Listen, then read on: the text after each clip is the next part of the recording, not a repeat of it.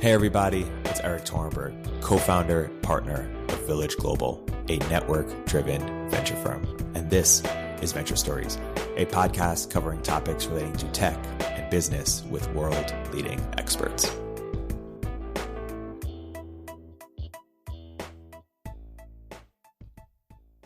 Hey everybody, welcome to another episode of Venture Stories by Village Global. I'm here today with a very special guest, John Vervaeke. John is a lecturer at University of Toronto, author of the book Zombies in Western Culture, and creator of the YouTube series Awakening from the Meaning Crisis. John, welcome to the podcast. Thank you very much. Let's start with sort of a brief introduction. As a way to do that, I'll ask, when you look back at the work that you've been doing the past decade plus, how would you sort of describe the thread that underlies the work, or what's the thread you keep pulling, or what are you searching for or trying to do with your work? Yeah, I mean I think that's the most appropriate question, and it's a thread that connects two things together that haven't really been connected that well together until recently, and that's the connection between cognitive science and spirituality. But that is a connection that increasingly more and more people are pursuing. So on the science side, I basically study using a cognitive scientific framework. The core of my work is work on the nature of general intelligence, and that centers on a process I call relevance realization. And then I use that to talk about related phenomena such as insight, the flow experience, aspects of consciousness, altered states of consciousness. So that's on one side.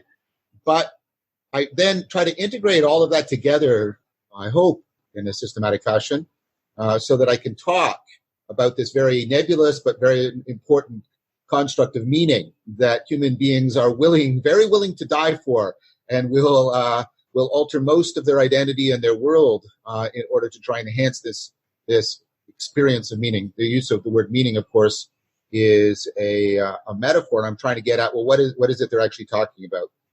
And then once you do that, and once you start talking about consciousness, altered states of consciousness, flow state, insight, mystical experience, the adaptive connection to reality through general intelligence, processes of self-deception, self-destructive behavior, you're starting to get into some very deeply existential and transformative issues that, for lack of a better word, have typically been labeled spirituality. I don't particularly like that word, but we don't have an alternative one right now to do the work. So I'm using it kind of pro tem because it's such a nebulous term, right?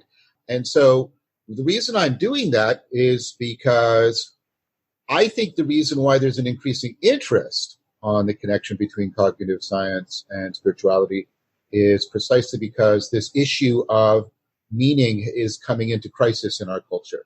We're finding that people are finding it increasingly difficult to get a sense of meaning in their life. There's a profound sense of sort of a gnawing nihilism that many people are confronting on a more daily basis.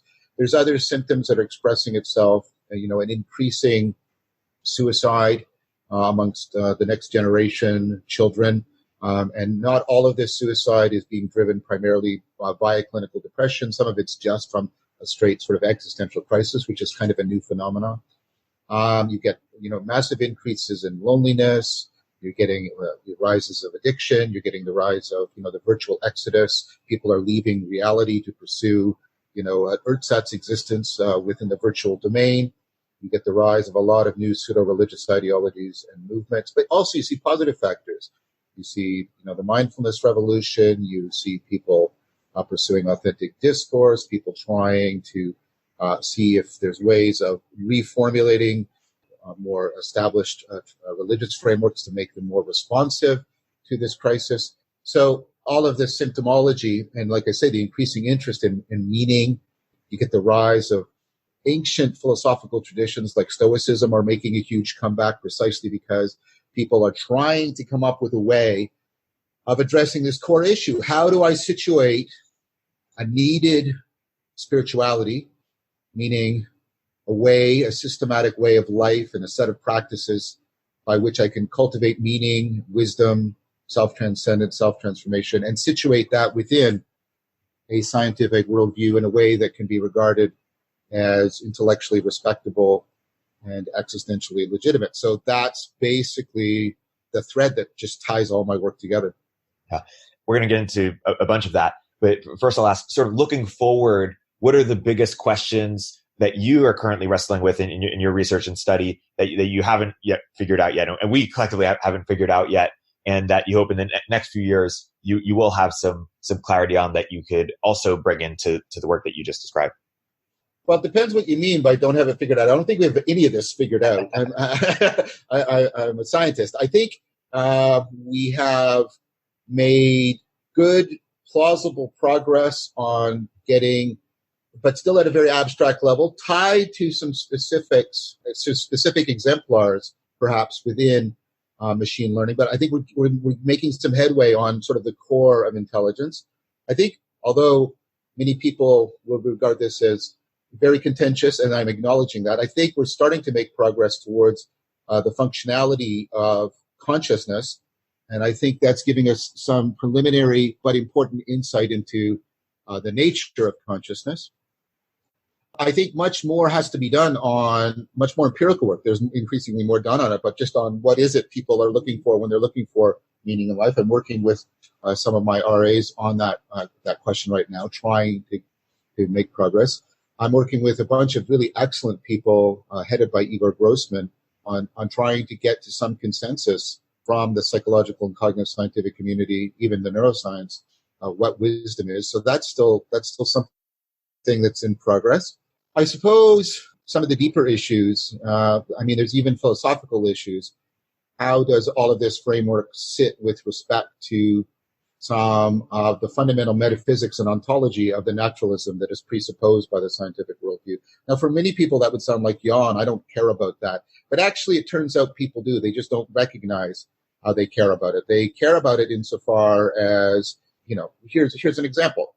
One of the things that sort of runs as an undercurrent in our culture is we have a scientific worldview that has no good, that can generate all these excellent scientific explanations of everything except how we go about doing science and generating scientific explanation. So science itself and us as the creators of science don't actually sit comfortably in any way within the scientific worldview, and that's deeply problematic. And that means that, there is this chasm between our lived experience and our best account of the ontological structure of the world.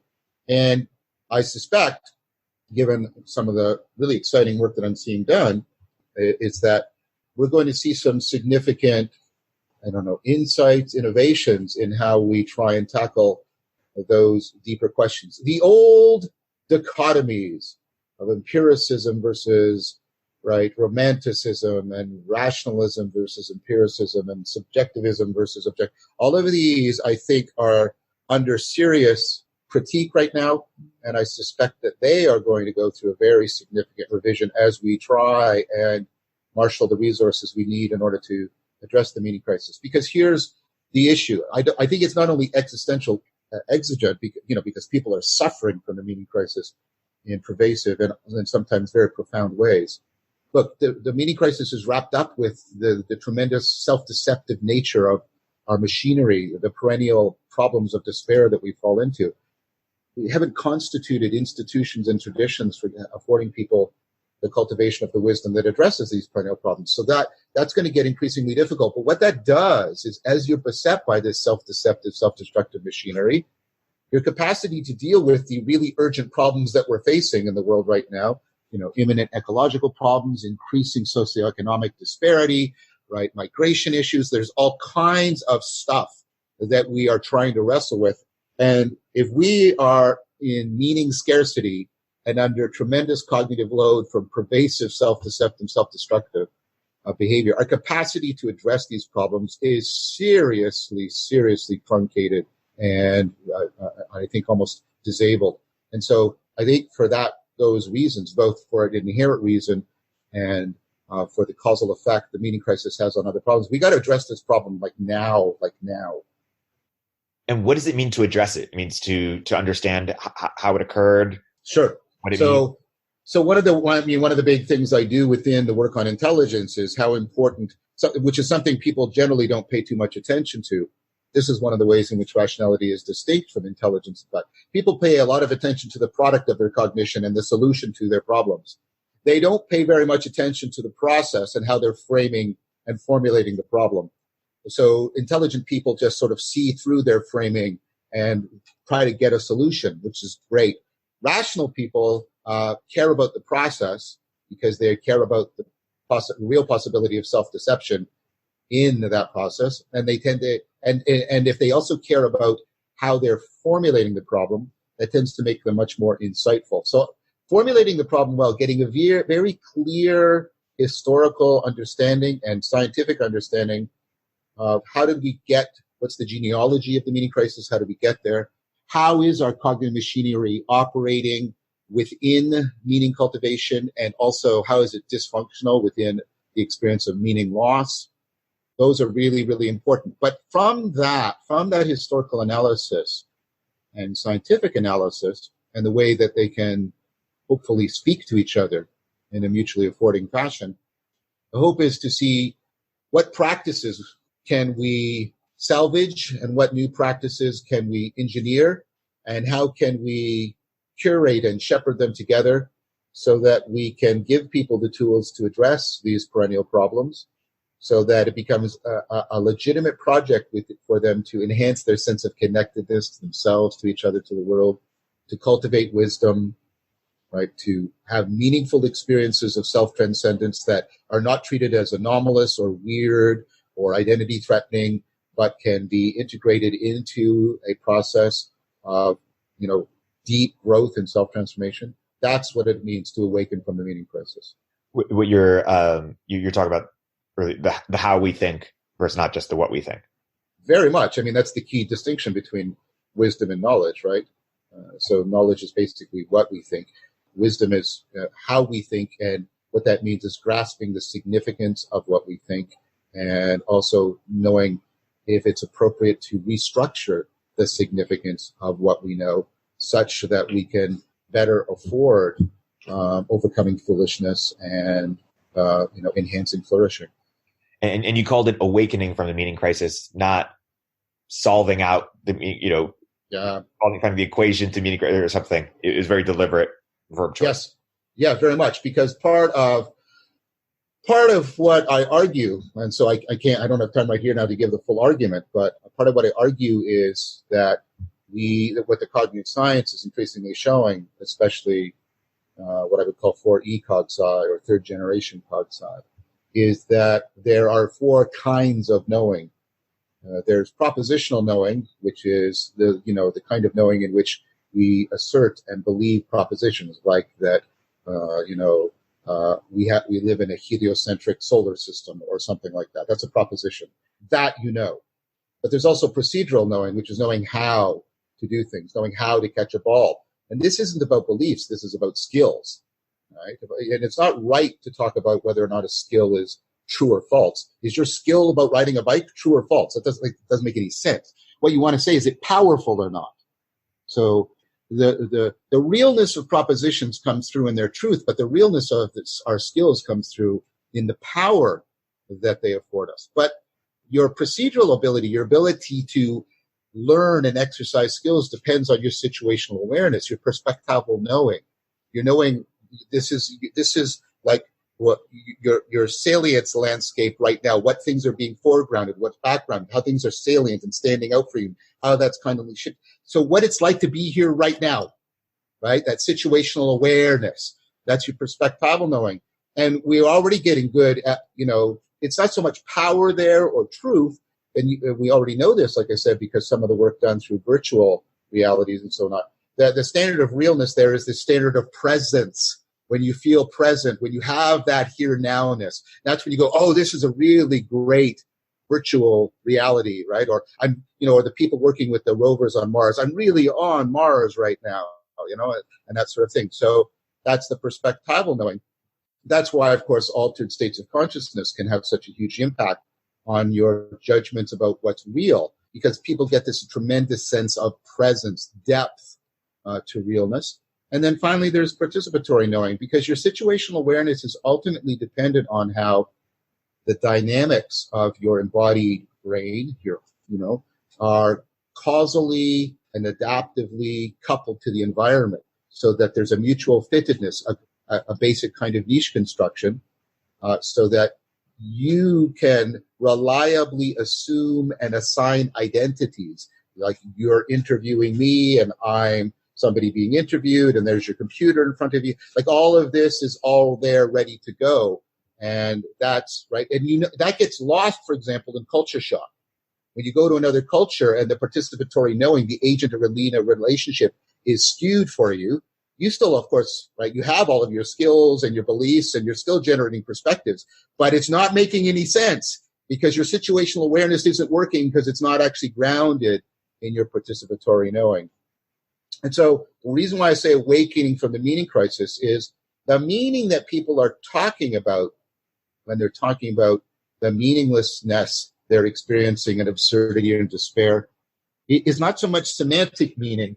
It's right. It's kind of a futility. They don't have their skills. They feel disempowered. It's a lack. There's an absence or an absurdity. Their perspectival knowing isn't gelling.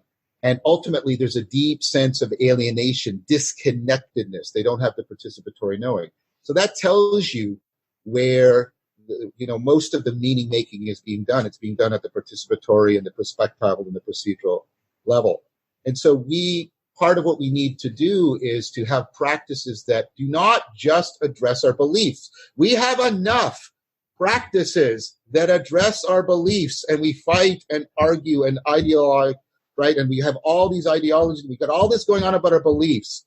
Great. And we have science, which is great for trying to get us towards, you know, the best set of beliefs, etc.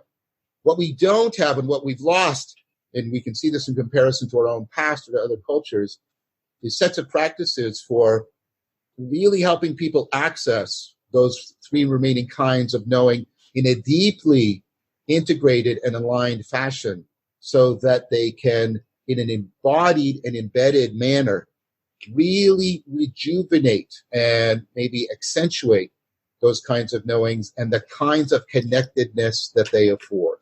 And, you know, we were talking about the kinds of knowing, you know, the audience here is a technology audience. Some of that audience is building things like virtual reality. Yes, yes.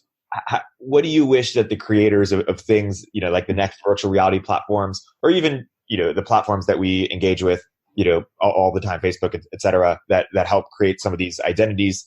What do you wish that they better knew or better understood as they were designing these platforms that help us, you know, relate to each other in different ways? What would you say about that? Well, what I would say about that is, well, a couple of things, but perhaps the first one is try to open up what goals you want the technology to be achieving, right? Verisimilitude and sort of maximizing the amount of information that can flow should not be, you know, the sole criteria by which you're evaluating the efficacy of your technology, for example. So, like, if you take a look at virtual world, you know, people will experience much more presence in things that are not necessarily have very much verisimilitude, like Tetris, in comparison to other worlds that seem much more, you know, like the real world, precisely because there's a set of characteristics in the first example that brings them into the flow state, taps into, you know, these other kinds of knowing and processing in very powerful ways. And we should be thinking about the fact that the technology could be more responsive to those other kinds of knowing. I'm not a technologist. I don't know what that would mean from an engineering standpoint. But what it means, for example, is how could we make it so that people could more reliably talk to each other in groups, and there could be a much more fluid and fluent coding of information other than just sort of, you know, talking heads, because most of the communication that's going on between people that'll give them that sense of connectedness is often taking place in terms of gesture, body posture, a bunch of other things. Also, who I'm looking at other than the person that's talking is really, really important in social circumstances. So what I'm saying is, right, that I think that needs to be paid a lot more attention to.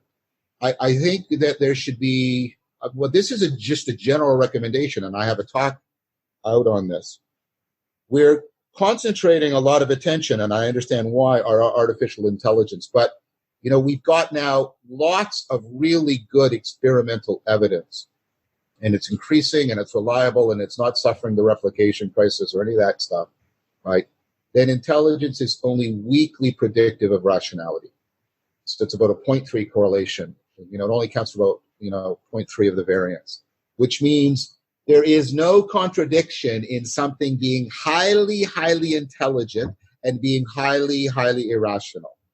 And I would predict this, as we make all of these processors more and more artificially generally intelligent, we are going to find, because this is what we know from all the existing cases of autonomous intelligence, the very machinery that makes you intelligent, so the very same machinery that's driving your self-deceptive, self-destructive behavior.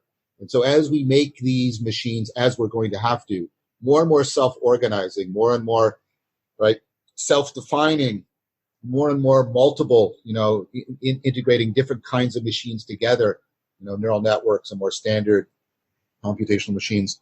As we more and more emulate the kind of things, the kinds of structural designs that have made us so adaptive, it is therefore highly likely that as those machines become more intelligent, like us, that will not mean that they will become more and more rational automatically. We have the real capacity to make highly intelligent and highly self-deceptive, self-destructive beings. And I think that is something that would not only be immoral to them, but immoral to us, which means the following. We, of course, in our design of artificial intelligence, have ready-made templates against which to test our models of artificial intelligence. We have us, because we're very autonomously intelligent. But that is not the case for how many people are reliably rational, or even, dare say it, reliably wise. And so if we do not take more time to, and this is an existential project, you can't do this by reading. You have to do this by coming. You have to become more rational. You have to become more wise. We have to create more and more rationality and wisdom, both so that we can better help these machines transition to rationality and wisdom, and also so that we have reliable and understood templates against which we can test such endeavors.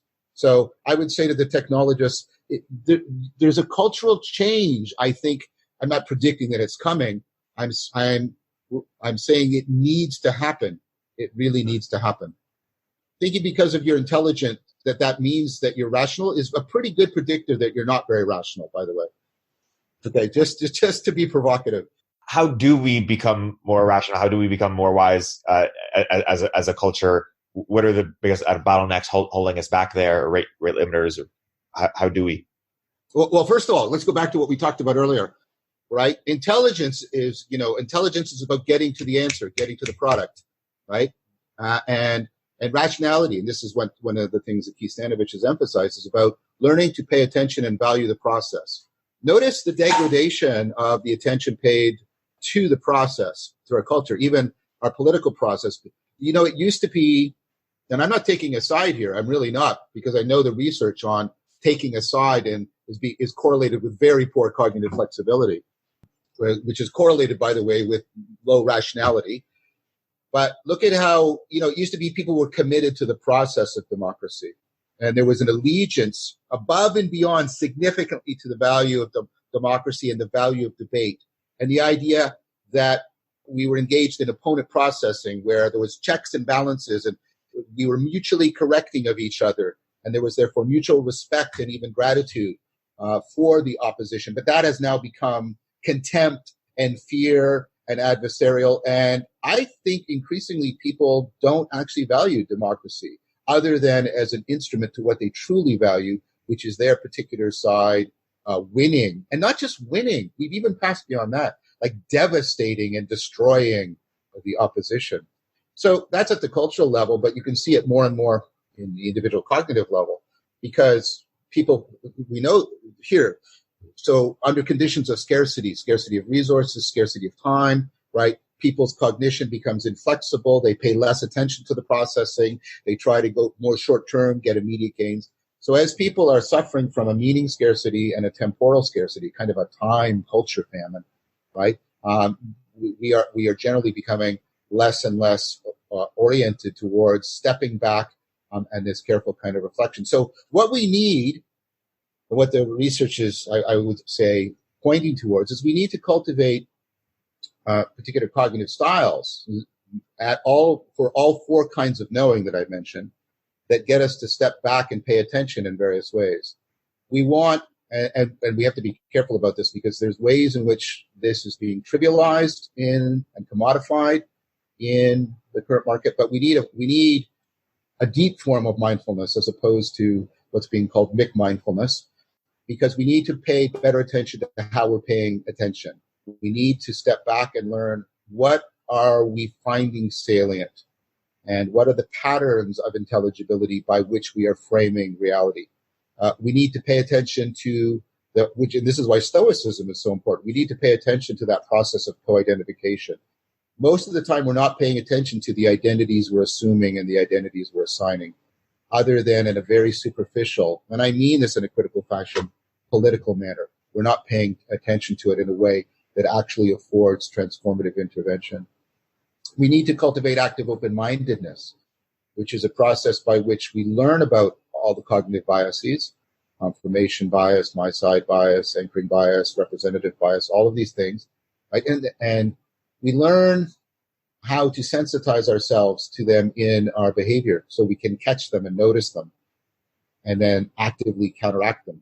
So next time you're on the internet, don't just look for information that confirms your belief. Try and find people that are generating ideas and evidence that disconfirms some belief that you consider important or worthwhile for discussing. That's an example. You also need to train your perspectival knowing, learning to take the perspective of other people. So we have some good evidence from the past, the ancient wisdom traditions, good ideas from sports psychology about how to internalize the perspective of other people. But here's something you can start doing right now. This comes from Igor Grossman's work. When you're confronted with a serious problem, don't look at it automatically and unconsciously from just the first-person perspective. Re-describe the problem that you're having so much difficulty with from a third-person perspective. You'll find that you often realize bias and have insights that you do not normally have from the first-person perspective. And then I suppose, most of all, you want to learn, what are the strengths and weaknesses of each one of these kinds of practices? And you want to put them together in a self-organizing system, what I often call an ecology of practice, so that their strengths and weaknesses complement, right, each other. They act as checks and balances on each other. So, for example, mindfulness is very good for shutting off your inferential processing, whereas active open-mindedness is very good for enhancing it. And so they work in not an adversarial, but in an opponent processing fashion. You need to learn an overarching way of life that coordinates this. And you need to have that, therefore, a set of practices that get you involved with a community of people that are also pursuing wisdom. Because getting into a community that can make use of the power of distributed cognition and collective intelligence to vet and to venture with these practices and these ecologies of practices is something that's deeply needed as well. Yeah. Last Silicon Valley related question, just to close the loop there. For earlier, you talked about, disconnectedness that we were feeling. You talked about meaning crisis. We'll get into it deeper, but if all the CEOs of the big, social platforms were sitting here and saying, "Hey, John, what is something we could change or edit or add that would help address certain, increased disconnectedness that some people feel using our platforms, or generally do less bad work as it relates to the meaning crisis, or try to improve things?" What's something you'd recommend to the people who create the platforms by which we, relate to each other in many ways? Well, I mean, I don't think I could make a recommendation sort of for the web or the internet as a whole. I don't think, because it's so multifunctional. It's doing so many different things. But what we need is platforms that give a priority to rational discourse and to allowing people to do things like authentic relating, or something like what Guy Senstock does with circling, those kinds of practices, so that people can get access to and start to create communities And then tied to that, it would help if we had ways of better curating and giving people access to educational courses that are designed to give people education in how to be more rational, how to be more wise. It would be great if we had platforms so that these emergent communities could create sort of codes of conduct and the normative principles they want to exercise, something like a wiki format, so that they could be collectively writing it together in a much more online and collective fashion. So because people need to create, shared standards by which they're going to engage in these processes, but they're very wary of giving that over to established organizations. And I think they should also be, they're not quite as, but they should be just as wary of doing this in an autodidactic or a completely bottom-up ad hoc fashion. And so platforms that give priority for meaning making as opposed to just communication, for people doing community creation as opposed to just networking, this is something that it's going to be needed. I would even predict it's going to be, I guess is this the right thing to say? It'd be very profitable for people to get into it. Look, when I started my series, people said, you're doing an hour-long lecture at a time, and you're doing 50 of these. Oh my gosh, people can only hang in for 10, 50, and that just hasn't been true. That just has not been true. Right? The number of people that want to hang in and really pursue this and have started up their own channels in response to it, and these long form dialogues and discussion in which careful reflection and humility and cooperation, within, critical discussion and debate are coming to the fore. I mean, that's just evidence that there is an increasing number of people that are hungering for what we used to have in our culture, and they want to meet other people. They want not only a platform, this is what I'm trying to say, they want a structure, and those aren't the same thing. It's interesting. I mean, a debate we have in technology is how much do we just, quote, be neutral, create the platform and let people do what they do versus shade and guide or have editorial. And of course, when you create platform, you're always shading and guiding in some different way. Yes. Yeah. And that's what I said. And so we need normative standards other than efficiency, right? Because, again, I'm not going to tell people what to do with their property. That's not what, but if you're asking me if people want to use the technology to address this very real issue that is exacerbating these other very real issues, then this is the advice I'm giving. So I want that understood. That's the context in which I'm giving this advice. I'm not telling people what to do individually. That's too dictatorial. But what I'm saying is we have an opportunity and a need right now to, use these emerging technologies to enhance human rationality, enhance human wisdom, enhance community making, enhance the access to distributed cognition, enhance the shared creation of new psychotechnologies, new ecologies of practices. We have the real opportunity to do that now, and we have the very real need to do it now. And I would predict that somebody who can figure out how to match that opportunity to that need and do it well, I think they will succeed in that project. It is interesting. Some of the things that are exacerbating some of these problems are these platforms focus on engagement, or that's the metric which they prioritize. And when you focus on engagement, the more controversy or confrontation, the better.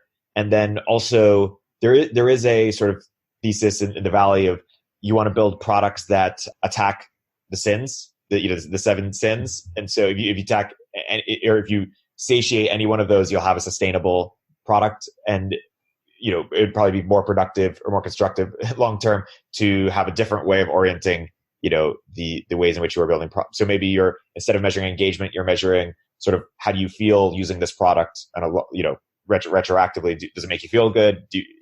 Even moving beyond that, so let's talk about that, because let's talk about how distinct meaning is from the other sins, and how distinct it even is from feeling good, and that this is a good way to talk about it. Those are the metrics, and it's sort of the efficiency by which you give people, right, satisfaction of sort of greed and lust and, power over others and, the seven deadly sins and all that sort of stuff.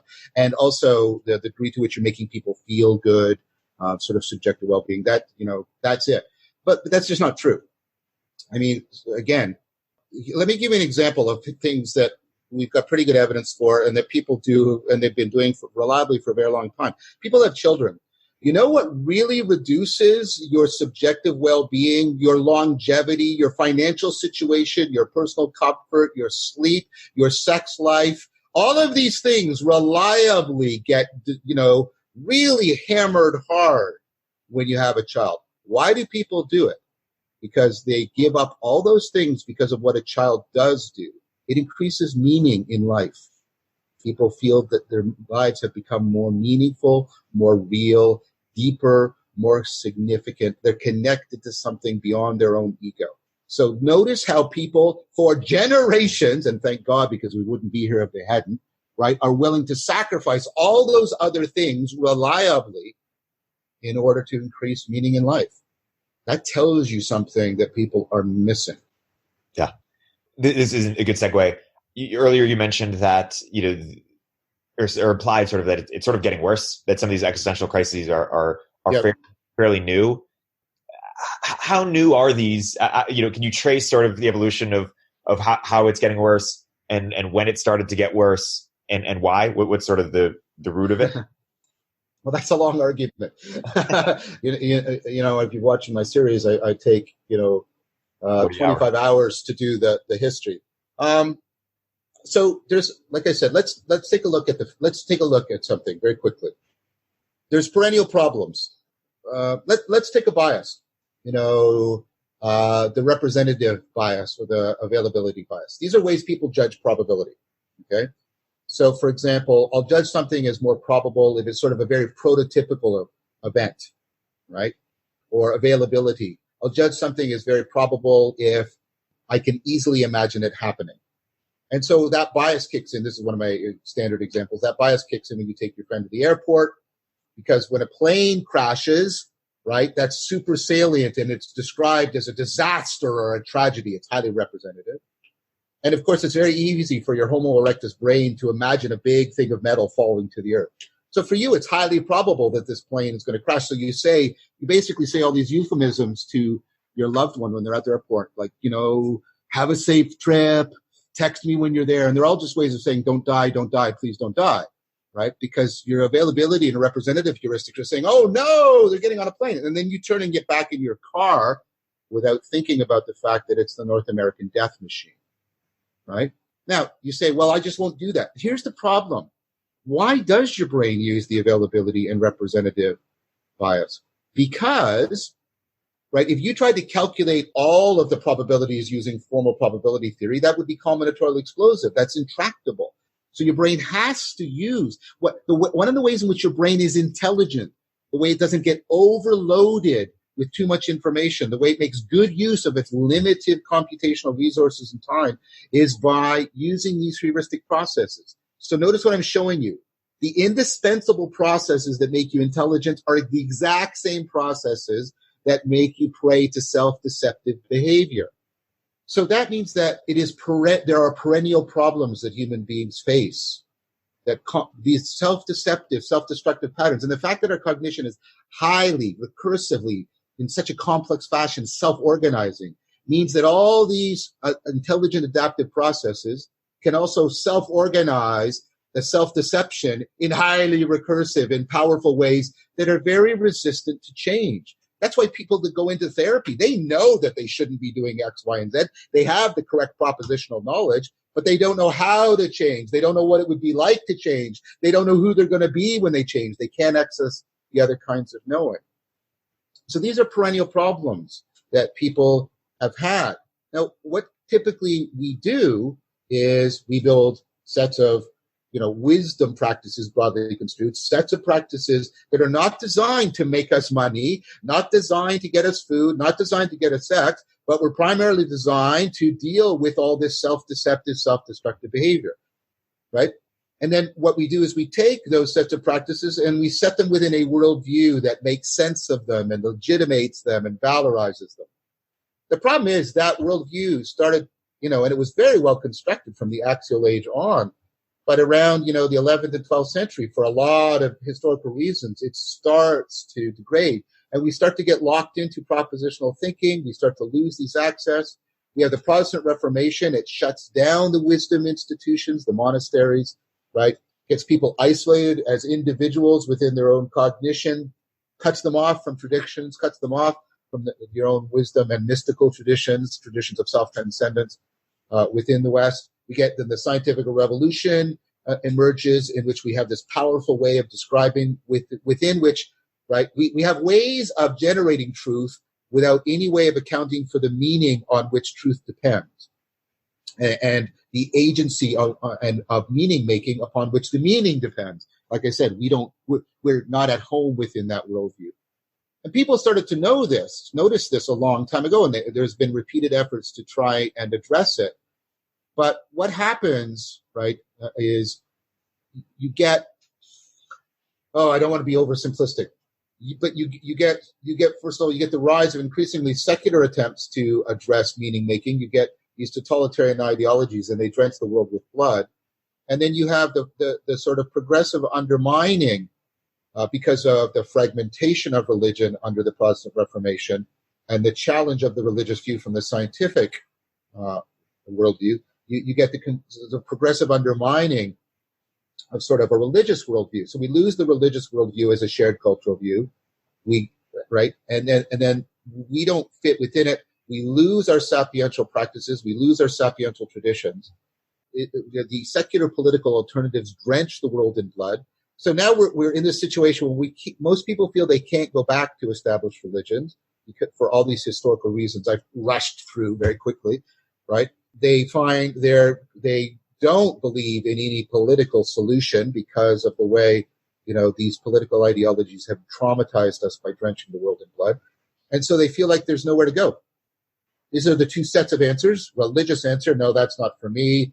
That's moribund or passé or right? Or political, no, that's not going to work. And so you're trapped. And then what you have the degradation of the shorter term narratives that helped people for a while. We had sort of the American dream narrative that's now collapsing. And then we have the social media, but that's turning out to have this horrendous capacity to just magnify self-deception and amplify it in titanic waves of bullshit and, adversarial, arrogant discourse. And so people are feeling increasingly bereft. And as all of that's been happening, the increasing industrialization and technology have tended to make people live more atomic lives. Their social networks, they don't live with extended families. They're more and more isolated. This is why loneliness is increasing. So that's taking place. And all of these things, I'm describing them separately, but you need to understand they're all mutually reinforcing each other. And then the technology and some of the increasing ways in which the culture has been secularized since the Second World War have both, just accelerated that whole complex web of, of mutually reinforcing factors that I've tried to give you the gist of. And that's accelerating increasingly and increasingly. Yeah. So people feel there's nowhere to turn and that everything is swamped with bullshit. I'm using that in a technical sense, not just colloquially. And technical sense, meaning language that's meant to deceive or not meant to get at the truth, or? So I'm using the distinction as first developed by Harry Frankfurt between lying and bullshitting, and then I'm sort of building on that. I think largely in a way that is strongly implied by what he directly, explicitly said. The liar manipulates you by depending on your concern for the truth. I tell you something that I know isn't true, but I try to get you to believe it's true because if I'm depending on your commitment to truth to change your behavior. The bullshit artist does something different. The bullshit artist tries to get you disconcerted with whether or not something is true or false. Instead, they want you to, this is where I'm building on, Frankfurt, they want you to get caught up in the salience of the information, how catchy it is, how much it stands out and grabs your attention. So one of my standard examples, this is, a standard commercial or advertisement. Right? You see people drinking alcohol, and they're all beautiful people, and they're all happy, and they're all healthy. And that's not true. And the advertisers know it's not true. And they're depending on you knowing it's not true, because what you then do is you don't care. Its truth becomes irrelevant to you. And then what you do, you pay attention because the people are attractive and you like to see happy people, right? And social situations, and you would long for that kind of connection. And so it's all salient to you. And that salient, it's not true, but it's salient, right? And that catches your attention. And so you go and buy the product. And that's how you've been bullshitted. And here's the thing. This is why it's so important. You can't lie to yourself, because belief doesn't work that way. You can't make yourself have a belief that you don't believe, or that you believe is false. It just doesn't work that way. You can't lie to yourself. Right? Like choose a belief you don't have, right? That everybody loves you. Do it. Believe it. Like go, right? It doesn't work that way. That's not how belief works, right? But attention and salience see, the thing about salience is you can direct your attention to make something salient. Like if I say your forehead, it suddenly becomes salient to you. You become aware of it. But I can also make something salient, and then that catches your attention. So notice what you can do. You direct your attention towards the alcohol, and that makes it more salient. Now, because it's more salient, it catches your attention more. And then you're more likely to direct your attention in the future, which catches you, and then you loop. And that's how you deceive yourself, because you disconnected all of this salience machinery from the truth, right? And you're just caught up in this salience looping in which you're increasingly bullshitting yourself into being manipulated by whoever is bullshitting you. That's why people think they're so protected by their cynicism. I know what Trump says isn't true. They don't realize that is not protection. That is causally efficacious in making them more and more susceptible to the salience of what he is saying and the bullshitting. That's why they watch him so much, even though they know that he's a liar, right? And again, I'm a Canadian. I'm not taking sides in your politics. I'm trying to use an example. What I have good evidence and reason to believe is that people increasingly sense and report that there is more and more bullshit in their lives, in every aspect of their lives. It's growing, it's deepening, and it's eroding on so many of their potential relations and engagements with other people. And the technology platforms are not addressing this at all. At all. In fact, they are in many ways exacerbating it. Yeah. And I think they're lost for how to even do it, or how to even within the incentive structure that it doesn't necessarily incentivize to do it in the short term.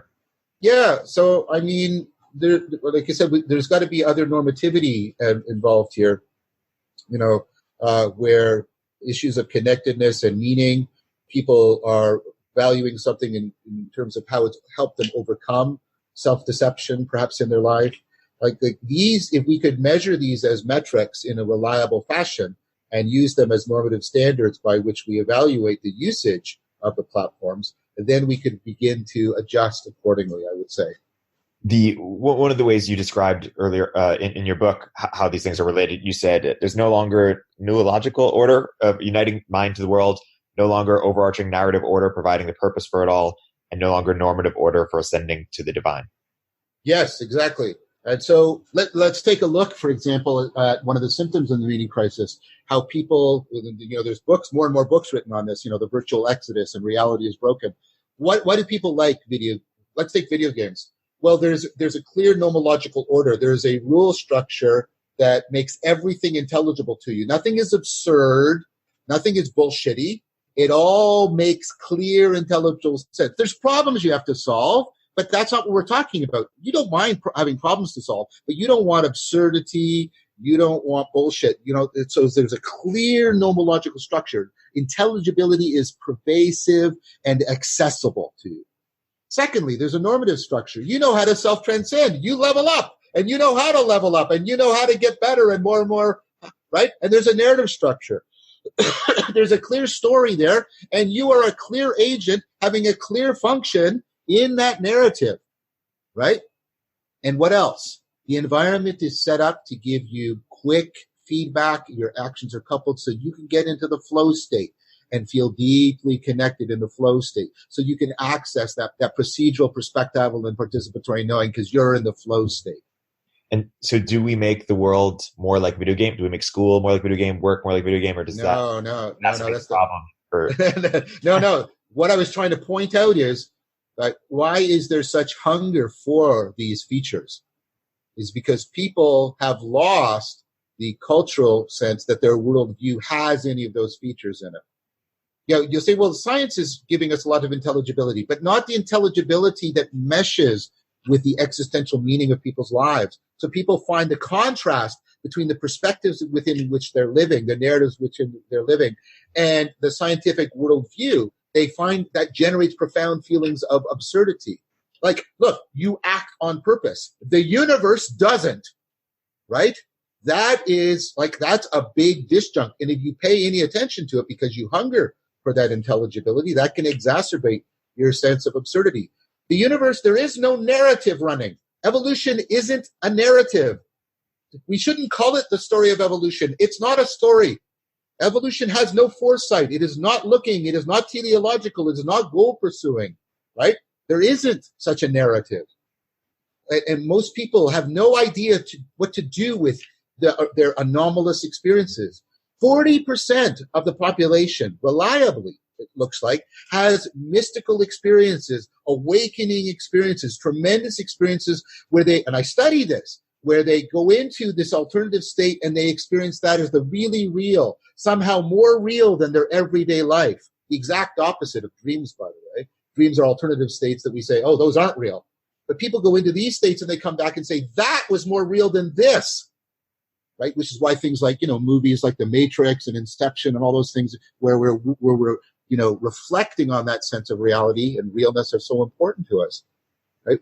And so, but my point is, people have these experiences, but they have no guidance, they have no structure, they have no set of practices for how to incorporate and integrate those alternative experiences and states into their lives. And so instead, what you get two reactions in general. Well, maybe three. People get disturbed, very disturbed. What was that? Don't do that, right? But they can't ignore it because it's so much better than what they're experiencing now, and that's deeply disruptive. They get incredibly narcissistic. Oh, look at this wonderful experience. I'm going to collect as many of these as I can and put them on my autobiographical shelf to show everybody how bloody unique I am, as if not every other object in the universe is unique. Everything is unique. Uniqueness is not something to celebrate. It is not something to celebrate. But here I'm unique and I'm special, right? Or people are dismissive. Oh, that's just new agey bullshit, and I just ignore it, right? And so, right, they don't have a normative order. There is no narrative order. There is no nomological. Now, here's the thing. It doesn't have to be that way. The cognitive science is giving us a sense of how we can come up with, I would argue, a scientific worldview in which our meaning making and our intelligence are deeply interwoven into that scientific worldview.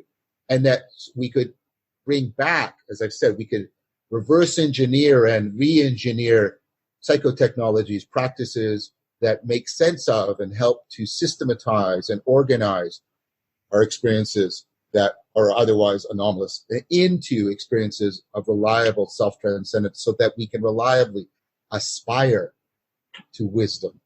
Yeah. And help paint that picture a bit further. If we're back in this podcast 10 years from now or 30 years from now, and your lecture series that you just released is how we've improved the meaning, or how we've advanced, or because it seems like it's getting worse. But what would it look like for us to be on the upswing of that? Is it we brought back some of these religious practices? Is it that we've gotten more confidence in the process of politics? Is like I don't think there's a political solution right now, because for historical reasons, as I've already said, we've lost faith in the process, and we have replaced opponent processing with adversarial, and we have got locked onto the propositional level. It's all about belief systems, right? So I don't think there's a political solution. And I mean that in a deep way. This is why I refuse to take sort of a political side on this, because I think formulating this format, like, remember we talked about problem formulation. formulating this as a political problem in which one party has to win out over the other, etc.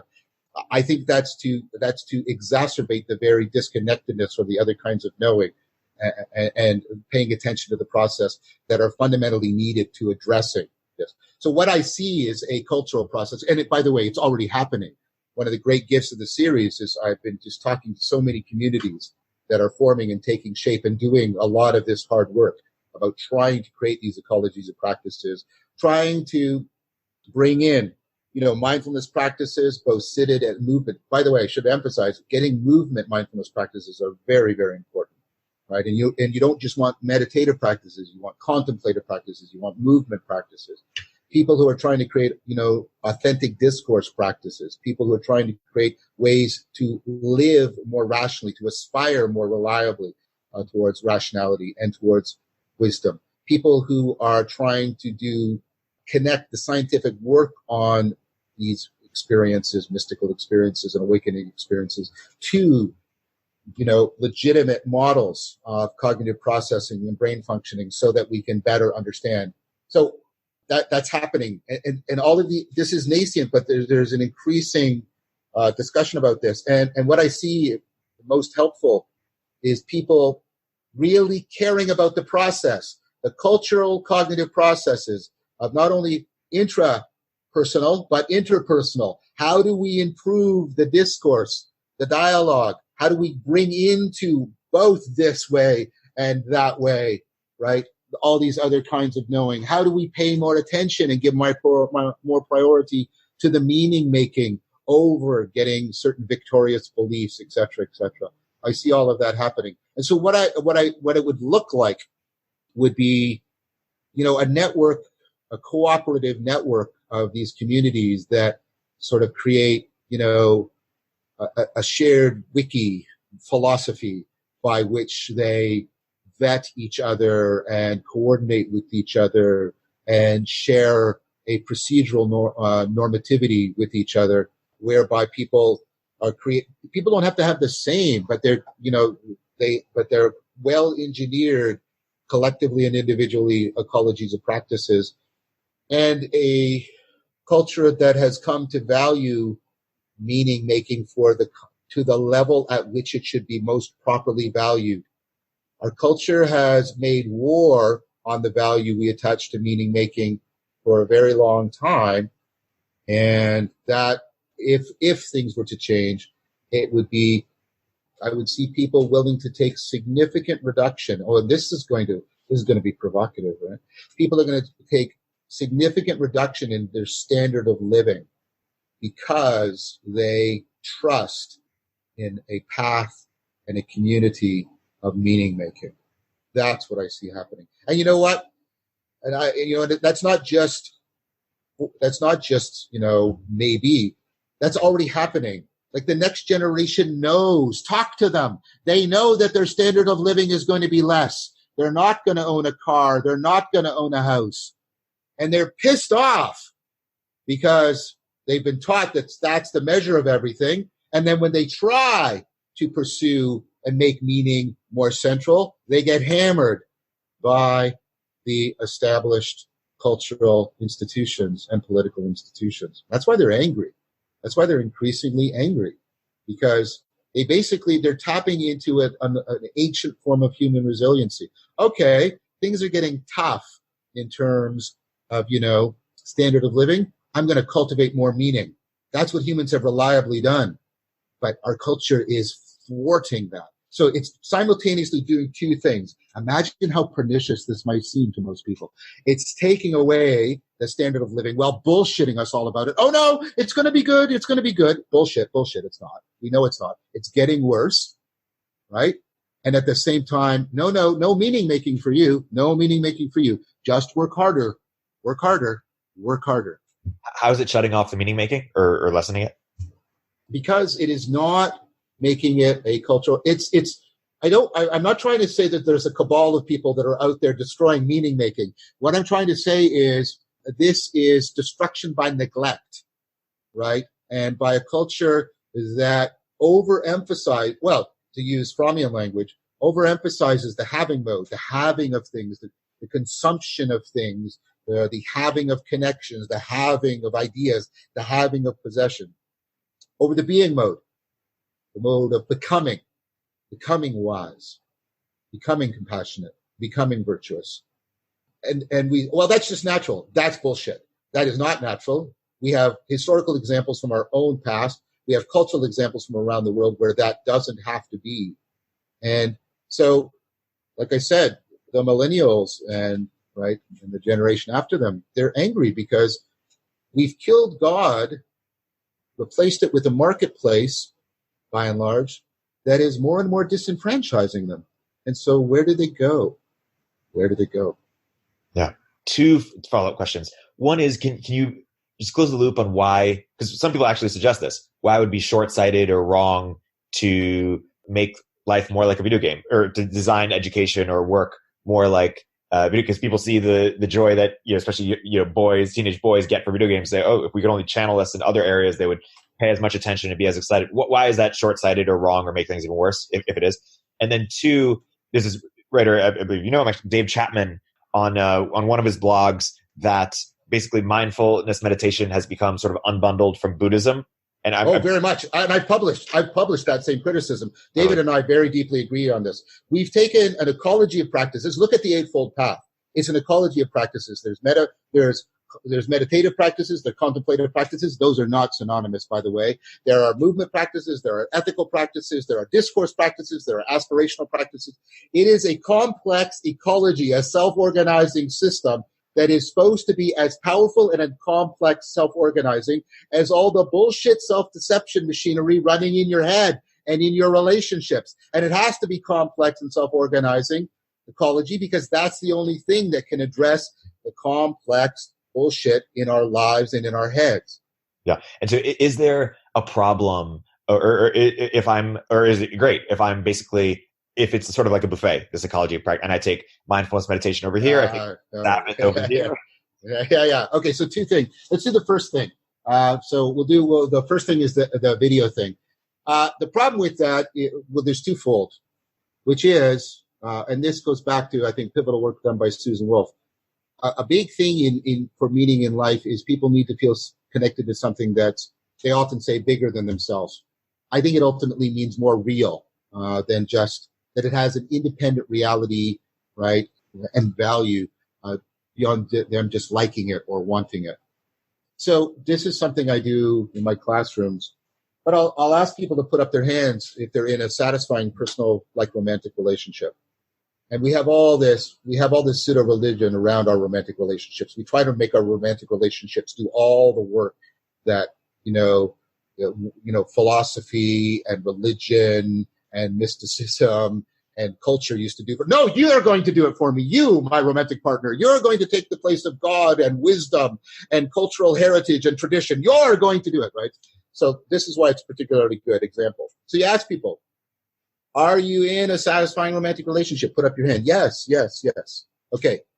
Keep your hand up if you would want to know that your partner was cheating on you, even if you knew that meant the end of the relationship. 95% of the people keep their hand up. See, again, they don't want it if it's not real, right? There's this deep need, part of what, and probably that goes back to our evolutionary heritage, adaptivity, right? And this is why the video game exodus is not helping, right? I mean, the WHO is actually considering video game addiction as a real thing. Precisely because, I suppose if we were to make something like The Matrix, that was a comprehensive video world that became indistinguishable, so that it was impossible for people from within it to find out that they were in the simulation, and then crafted it so it had the three orders, I suppose that would be a viable solution. I don't see us having the technology to do that. And secondly, that strikes me as an inherently immoral thing to do.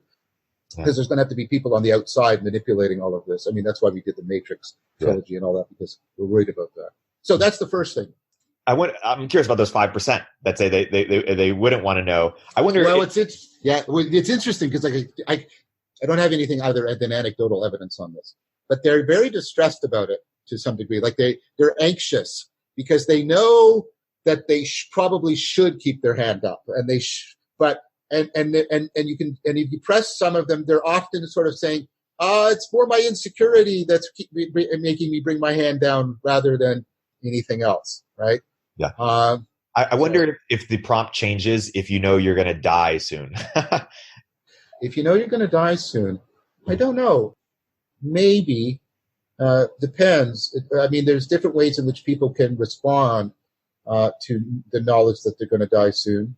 Sometimes people can become... Because, for example, the reason I would want to probably know is because, hey, I should probably get out of this, out of it. Whereas, I'd find out eventually somehow, but if I'm going to die soon, then hey, why end with suffering? Or if you change the prompt of you would never find out and it wouldn't be a threat at all, it would just, a thing just happened and it's in the past. But that the second thing is part of how I set up the thought experiment, right? Like it's not that it's imminent, right?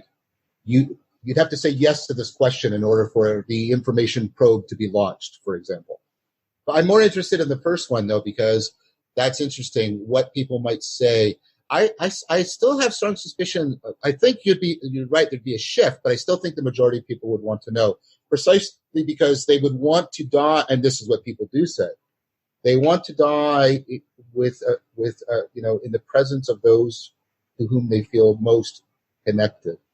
And right, you kind of want that to be, again, the real connection when you're facing that. And just last question, does it make us happier or does it give us more meaning, this sense for always needing to know the real, or as always needing to know what happened or always needing to know, or some of it stems from a desire for control, right? Some of it's a desire for control, but also I think some of it is a desire. This is a contentious issue as well. I'm hesitating. This is sort of something that goes back to Plato, but I think that we desire realness for its own sake. And the reason why I'm, not only because of arguments, but a reason why I say that is, again, let's go back to these experiences that people have, these awakening experiences. And they describe what they have as not as deeply pleasurable. There's often no content. It's ineffable. They just get a sense of it being really real. And they're willing to change their identities, their lives, their relationships, their careers to try and get back to that really real. It seems like realness has a deep inherent value for us in and of itself. Because the really real is not, because it's ineffable and it's so transcendent, is not an object over which they are going to exercise control. It's exactly the opposite. They don't control it. They feel called to transform themselves in the face of it in order to be closer to it. And that's all they want out of it. So let's go back to the other issue. I'm trying to remember what it was. One was it's the unbundling. There's this quote in technology that you make money by unbundling and then rebundling, and then every 5 and 10 years is sort of a shift. And we were talking about the a la carte, the mindfulness meditation. Yes. So you don't want the a la carte because the a la carte isn't going to give the ecology. So what you see from the established religions traditions, in our own past cross-culturally, is, again, like I said, an ecology, because you want it to be self-organizing, dynamic. If you construct it in a dilettantic, right, autodidactic fashion, you're just going to make something that is, like most autodidactic learning, that is just reinforcing all that self-deceptive machinery that you're supposed to be trying to address with your practices. So the chances that that's going to be effective for you, I think, are low, and it's going to leave you with a bad taste in your mouth for the sets of practices that you ultimately do need to cultivate if you're going to address these perennial problems. My colleague, RA, still a grad student of mine, Jin-Sung Kim, he's done research showing that there's a factor called path immersion is predictive of how wise people become, like being immersed in a path, right, which is not the same thing as a dilettante, selecting, dabbling in a bunch of things. That's very predictive of people becoming wiser. Now, interestingly, it doesn't have to be a particular path. It could be a Buddhist path or a Muslim path, right, or a Neoplatonic path. But getting something, again, that has see what ecologies have is they have a life of their own. They have a dynamic of their own, which means you can be connected to something beyond yourself that can have a powerful impact back on yourself. That's what you need to really afford challenging your self-deception and affording genuine self-transcendence. And so I think just dabbling and, in an eclectic autodidactic fashion is going to have exactly the opposite effects. And there, like I said, I've tried to indicate some of the reasons for why I'm saying that. Totally. And, if, let's pretend that, Sam Harris, Richard Dawkins, some of sort of the new atheists, so to speak, were listening in on this conversation. What do you think is the crux of sort of the difference of opinion that you have between them that maybe leads to different conclusions, or what do you think they miss or underappreciate or don't exactly get? Okay. That's an interesting question. And I would say there's a couple of things. One is I consider myself a non-theist. And I think the problem with people like Harris and Dawkins is they share a set of presuppositions with the people they're arguing against. So because theism and the atheists are often pretty clear on this, isn't itself a positive doctrine, it's just not theism, right? And so not a stamp collector and all that sort of stuff, right? So let's take them at their word, and I think that's a reasonable thing to do. Notice what both the presuppositions that are shared by the theists and the atheists, meaning that they consider these the right way of stating the problem, and then they give the opposite answers to. So that there is a supreme being, that ultimate reality should be thought of in terms of being a kind of thing or a being. And the theist, or at least the classical theist and the atheist, both agree that that's the right question to be asked when we're talking about God, for example. And then, of course, the theist says yes, and the atheist says no. And it's like, for me, that's a deep and profound mistake. Trying to talk about realness, this really real, as if it is a thing. What I said earlier, it is to fundamentally misformulate the problem. And it is to concentrate on kind of a cognitive product rather than the actual process of realizing realness. So there's one thing. Secondly, both at least now, the classical theists and the atheists think that this is an issue of belief and what you believe, and it's all about belief. I reject that. I've already given you arguments where I think that this is not primarily a matter of belief. Go to a thing where Dawkins is talking and he rails against these beliefs and everybody goes, yes, those aren't the beliefs. And then they line up because they want to shake his hand and have him sign their book. Okay? Pay attention to what's actually going on procedurally, prospectively, in a participatory fashion. That's what's actually going on. So I reject the idea that it's about belief. I think the issue of whether or not it is accurate to symbolize ultimate reality as a person is a non-decidable issue for the following reason. Nelson Goodman gave this argument a long time ago in 1972. There is no objective measure of similarity. Any two objects are logically similar to each other, because if similarity means partial identity, sharing of properties, any two objects share an indefinitely large number of properties. Any two objects fail to share an indefinitely large. There is no, because what we ultimately do is decide which of the shared properties are relevant or which of the not shared properties are relevant, right? So trying to just, as if it's an objective question, is just to misunderstand similarity in a fundamental way. And then all of this discourse is not helping people on either side, and here's the deepest critique, make more meaning. And I think, and I could give this argument, and I give it in the lecture series, that sacredness is ultimately a way of talking about an intense experience of profound meaning. And meaning isn't a subjective property. It isn't an objective property. It's what I call transjective. It is a real relationship between your cognition and the world. It's an affordance, like the graspability of the cup. Not a property of the cup, not a property of my hand. It's a real relationship between the cup and my hand. And so I think all of those are deep fundamental mistakes that are, right? And I think insofar, look, if you're just negating something, you're still bound to its grammar. You're still bound deeply to its grammar. And Dawkins and Harris are just negating. That's my deepest criticism. Secondly, I just find them often hypocritical. They make arguments about rationality and science without looking at any of, the deep science of rationality, the deep science about religious behavior. And other people have made, Scott Atran has made that point repeatedly. It's not like, you basically sit back in your armchair and write a book castigating all religions. You're not allowed to do science that way, right? And if it's philosophy, then you need to engage with all of the philosophy of religion, which they don't do. They don't engage with the philosophy of science, et cetera, et cetera. So not only do I think they're bound by their act of mere negation, they're bound to the same grammar, the same presupposition. I don't like the way they're doing it. I think they're often doing it in a disrespectful, and I don't think completely. I don't want to claim that they're dishonest, because that implies lying.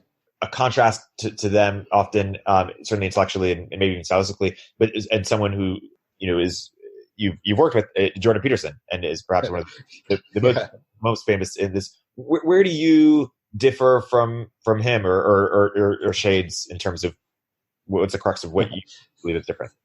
I get that asked all the time, because we're both from the University of Toronto. We're both from the psychology department. We've shared lots of students over the years. We've appeared at many conferences together and many panels together. We did a video discussion on meaning in life a long time ago. That was actually his first non-political video to actually go really big. And that, I think, is important, because I think Jordan is famous for two reasons that should be distinguished. They're not identical. One is, he hopped onto a political bandwagon upon which I will not hop.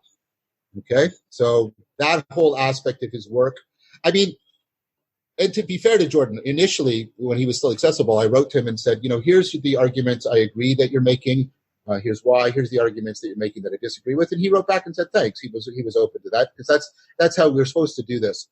I don't think, for lack of a better term, because I don't know if these terms mean anything anymore, but the way the left initially responded to him was not to properly engage in respectful debate and dialogue. And there was a self-righteousness in the response of the left that I found deeply off-putting, because it has been my philosophical and existential experience that self-righteousness is something that is deeply predictive of vice in people. And I mean, that's ultimately, I think, goes back to sort of both Socrates and Jesus of Nazareth. Self-righteousness is something that, you have to really, really pay attention to.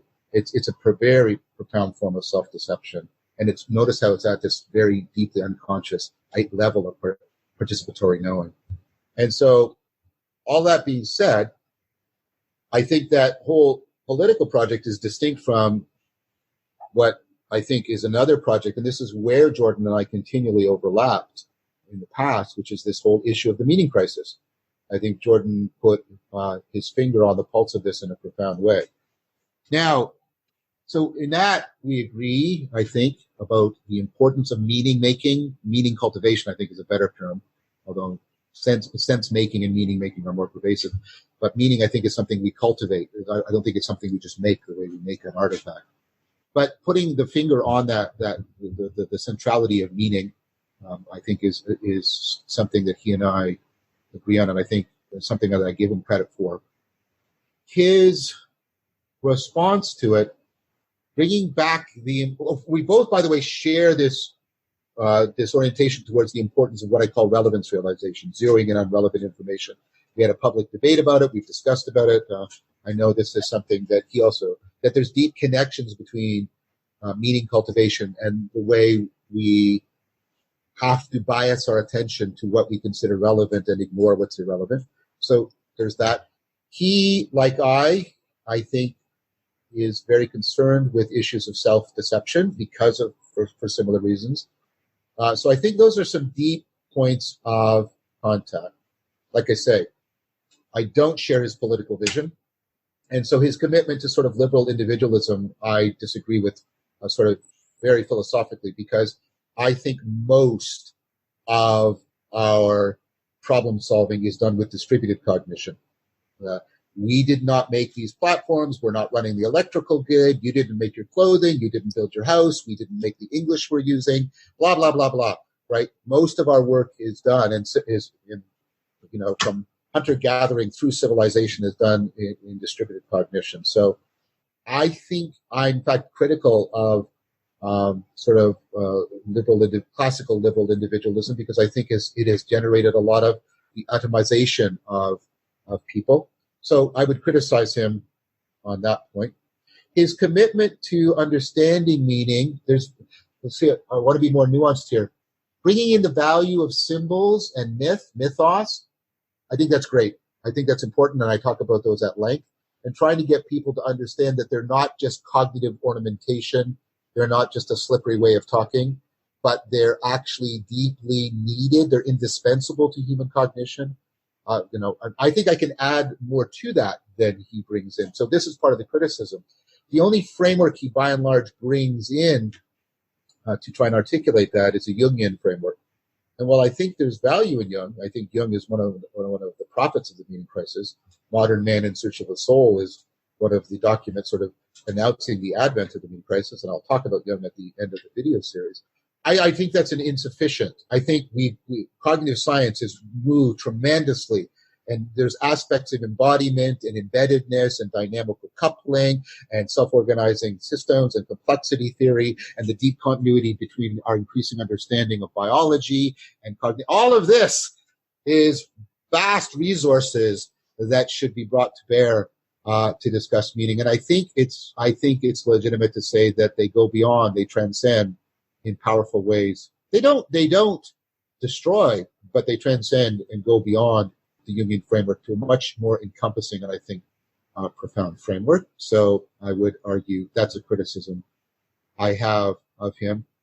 And then also, I guess part of it, a difference I might have with him is he has a status that none of the rest of us who are talking about this, I think, have. Jordan, and I think this was somewhat crafted on his part, he's a father figure. That's why his vast demographic is sort of young white men, although apparently it's broadening a little bit, but still very much a father figure. And again, maybe this is because of his commitment to sort of individual responsibility. It would be good if, because he has the role model, Jordan exemplified more discourse creation and community creation and accessing collective intelligence and talking about the cultural machinery and not just the intrapsychic machinery, because I think that's going to be needed to addressing the meaning crisis. So I think that's a significant omission within his body of work.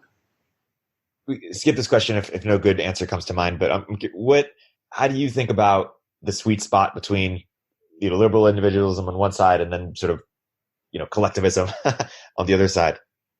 I think we should stop doing that. I think we should stop creating I think this is a false dichotomy.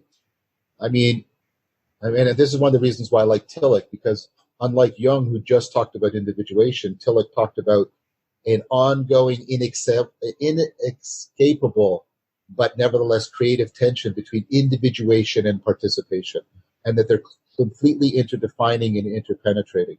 Look, again, you're thinking in your head in English. You didn't make English. You've internalized other people's perspectives to give you your own metacognition.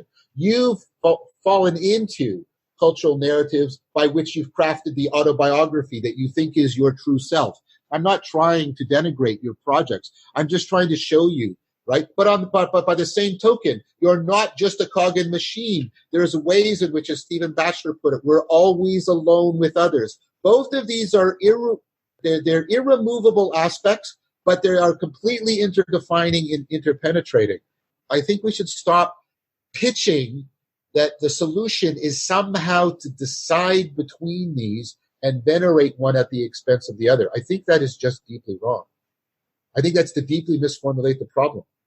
And again, it's not, we can label other cultures from the outside from this, but that doesn't mean that that's how they understood what they were doing. I don't know, would an ancient, even Athenian, consider themselves an individual or just part of a collect? I don't even know if that would make sense to them. What would be a better formulation? We're cognitive cultural beings. Our brains are embodied. Our bodies are embedded ecologically, socially, culturally. We are embodied, embedded, inactive things.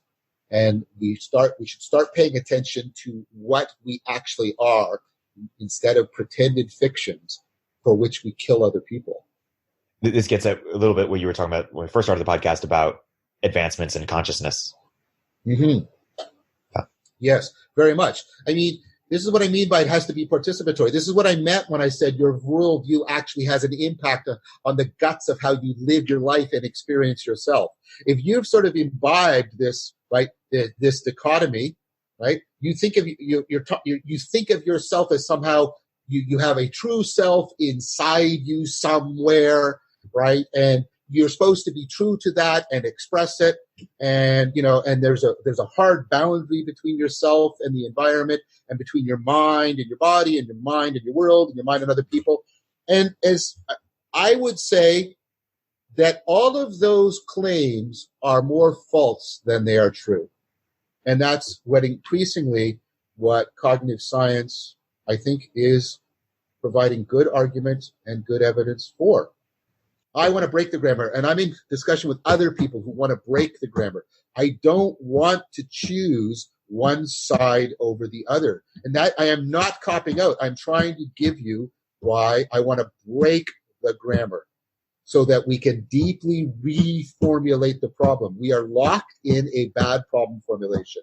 And no matter how many times you spin inside a bad problem formulation, you won't solve the problem. You have to break the grammar so that you can reformulate the problem in a profound way. There are different types of language, like E-prime or nonviolent communication, that try to reshape how we think about grammar. Do you want to create versions of that or things that... Very much. I'm very much interested in a participatory fashion. I'm involved with people who are doing, these kinds of practices. The follow-up series that I'm working on right now, because we filmed all 50 episodes and they're all edited, so it's all done. And I'm working on the follow-up series, which is one of the things it's going to try and get at is all of these attempts to integrate the cultivation of wisdom and authentic discourse and bring about a fundamental transformation in the grammar, the cultural cognitive grammar. It's called After Socrates because that's what Socrates and the Socratic dialogue, right, represent the dialectic represents an ancient, what Jordan Hall would call meta-psychotechnologies. That was how we tapped into the wisdom traditions and collective reasoning and distributed cognition in order to try and create, an efficacious ecology of practices. And what I want to do is try and because there's a lot of great work coming out right now about that ancient template and how it ramified through various traditions, and then put that into, if you'll allow me, dialogue with all these current movements to bring back dialogos, right?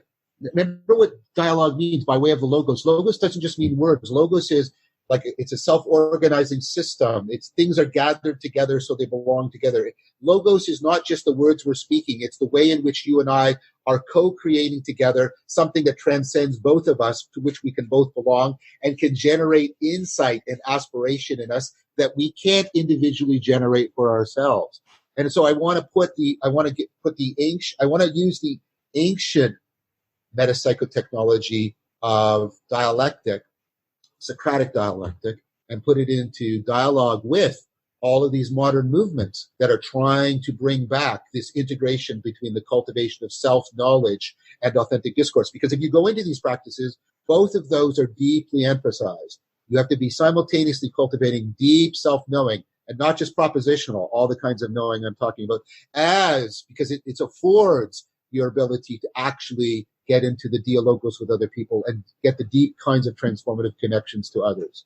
So that's what exactly I want to understand. I want to understand it very deeply. I have some wonderful people helping me. Guy Senstock, Peter Lindbergh, as I mentioned, Jordan Hall. There's just a bunch of people that I'm talking to that are all putting tremendous talent and time into this project. And yeah, this whole sort of game B stuff is really taking off. And the question I have is basically like, how radical does this have to be? The game B stuff is calling for this whole change of how we think about economics. For example, some people are calling for a sort of division between how we act on a local scale and how we act on a macro scale. And basically the punchline is, keep your tribalism out of my markets and your market-based thinking out of my tribes. And basically what they're saying is, can we have the best of both? Can we have all the great things that Steven Pinker has written about, that the sort of scientific enlightenment has brought in us, while also having rich communities, on an individual level and some of the tribal stuff that we used to have? How do you respond? So I respond in this fashion. I think that given the arguments I've made, and I'm not going to repeat them all, and other arguments I've made elsewhere that are available to people, that what we need is a really significant transformation in consciousness, cognition, culture, communitas. And the only thing that has done that reliably for us in the past has been religion.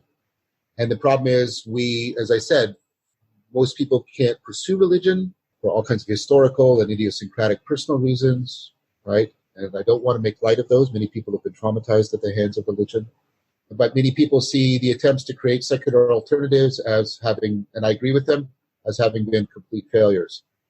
I think trying to create something that is less comprehensive than what religion is will fail to do what we need to do. I think trying to nostalgically just recreate religions in some fundamentalist fashion, I think, is doomed to fail too. So I sometimes say we need a religion that's not a religion. I don't see how you can keep these various aspects separate from each other. Let me give you an example. Let's say we want the market to run, right? Well, we have some sort of normativity and understanding of what human identity is. So here's a particular way in which we're making a subspecies of meaning. But any particular subspecies of meaning, any system that is like making, here's just, economic meaning. And then over here, let's our legal system. Maybe we should keep our legal system separate from, right? Well, why don't we keep these things separate from each other? Well, first of all, they intersect and interpenetrate. But here's a deeper reason. All of these depend on a shared cultural meaning system. That's why you experience, again, culture shock when you go somewhere else, right? And it's independent of the market and it's independent of the legal system, right? There has to be, Clifford Geertz talked about this as a meta-meaning system. There is a way in which the agent and arena are co-created and co-coupled together such that you can take up particular species of agency, such that you can be an economic agent within the market arena, or you can be a legal agent within the court system, or you can be a political agent within the governmental system. But all of those have to depend on a deeper shared meta-meaning system. And that was typically, and this was Geertz's argument, done by religion in the past. And religion is in that sense a meta-meaning system. So I think the attempt to keep these things isolated is not going to work.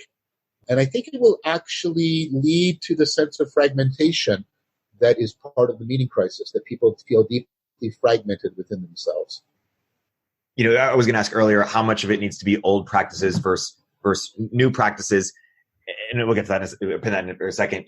I see pictures all the time about people trying to address loneliness in terms of building businesses off like things like Soul Cycle or things like, physical community centers and co-living centers. And I suspect that's also sort of, half solution or not even half solutions, but segueing that into a bigger question of how much of it is going to be reformations within existing religions, like, upgrades, so to speak, versus new religions or new mythologies that could occur, but haven't yet. I don't know. That's a really hard question. It's a really hard question to answer. I want to be really careful because I think this question should be approached with really due deference and humility. I tend to think there's going to need to be quite a bit of innovation. There's going to be lots of salvaging from the religious heritages, not necessarily Asiatic ones either, our own religious heritage, our own philosophical heritage, the Neoplatonic tradition, which, of course, Lewis argues is the sort of grammar of Western spirituality that we need to bring back and retool in powerful ways. So I think there's going to be a lot of upgrading. The degree to which the established religions are capable of doing this, I don't know. I'm more hesitant about that precisely because I've been in conversation with people, and I don't mean any pun here, of good faith who are really trying to do this within Christianity. I see them doing this, and they're bringing tremendous insight, like people like Jonathan Pajot and Paul Vanderklay and Mary Cohen and others. There's a whole bunch of people that have at least made me stop and deeply think, and I mean that as a compliment. I don't mean it dismissively, that there are untapped resources, perhaps, within religion. But I think that being said, and I think they perhaps acknowledge this, the religions are going to be going through some very huge changes if they're going to restructure themselves to deal with the historical past and the current forces that are at work today. So I guess, I'm sorry, this sounds like a cop-out, but I'm trying not to. It's maybe, I do think a lot of innovation is going to be needed. I think there's good reason why we're seeing all these new emergent psychotechnologies and ecologies of practices and communities and networks of communities. But as to an answer of the relative proportion between how much we will salvage, how much we will upgrade, and how much we will innovate, I don't know. I really can't answer that. One thinker who I and skip this if you're not super familiar or familiar enough. One thinker who I hear a lot in some of these topics is Robert Pirsig, who wrote the cult classic Zen and the Art. Yeah. I had a long discussion with Sibylla King, and she runs another important voice in this. She runs a channel called Quality Existence, where she tries to propose basically, and I mean this to be a compliment, where she proposes, Zen and the Art of Motorcycle Maintenance and Lila as sacred texts that would give us a way of restructuring our worldview such that it becomes viable to cultivate wisdom and self-transcendence again. I would recommend, if you want an answer to that, to take a look at the very good discussion. We had some very important connections between Pirsig's notions of quality and my notion of relevance realization, and some interesting discussion around Pirsig and my different approaches to our Greek heritage. So there's a lot there. I think. Do you buy it as a sacred text or a text that you think is worthy of adding to the lectures, or is there something key that he misses, you think, or something that he hits? Or I'm reading it right now, so I think I'm not in a place where I can answer that question. What I will say is, I think of sacredness as a way of connecting to something that is an inexhaustible source of a fount, as I like to put it, of ongoing, evolving intelligibility. So, I often say Plato. I read Plato; it transforms me. That leads to transformations in my life and how the world discloses. I now come back a changed person. I read the same Plato and I see a whole bunch of new stuff again, and it keeps cycling. And so Plato remains. It doesn't mean that I think everything in Plato is perfect or that I don't have deep criticisms of Plato. It just means that I find Plato an ongoing, inexhaustible source of the affordance of the cultivation of wisdom and self-transcendence. I know that Sibylla and her community find that in Pirsig, and I take that very seriously.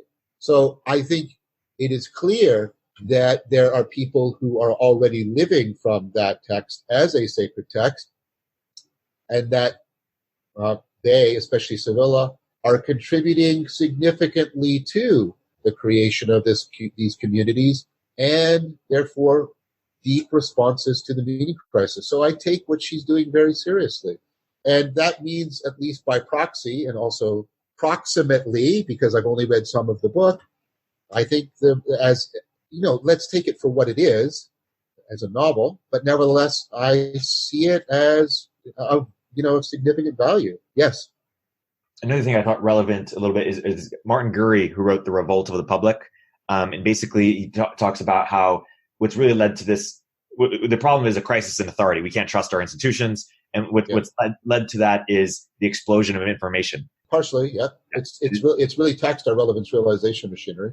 Right. But I think that's wrong. I don't think that, I think it's incomplete. We also don't trust ourselves. Yeah. Right. We do lots of bullshit about trust yourself and trust your gut and all this romantic, magical bullshit. But we really don't trust ourselves anymore either. So it's not just authority.